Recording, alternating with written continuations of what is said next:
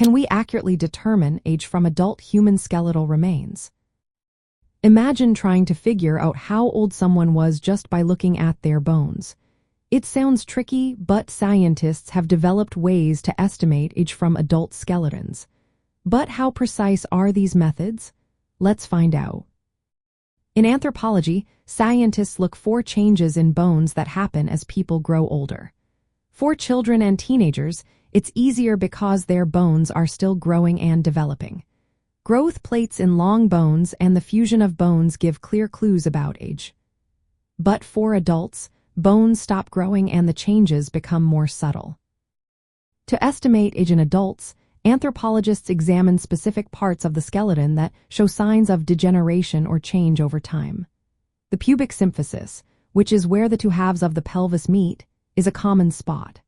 Its surface texture becomes more worn and porous with age.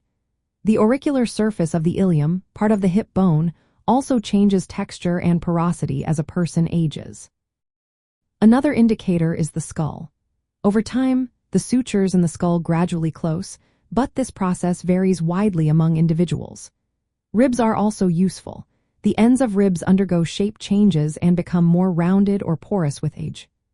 Additionally, signs of osteoarthritis and bone porosity can help estimate age, but these are not exclusive to aging and can be influenced by lifestyle or health. Because each person is different, these features do not give a precise age but rather a range. For example, a skeleton might be estimated to be between 55 and 65 years old. To improve accuracy, anthropologists compare these features to reference collections of skeletons with known ages.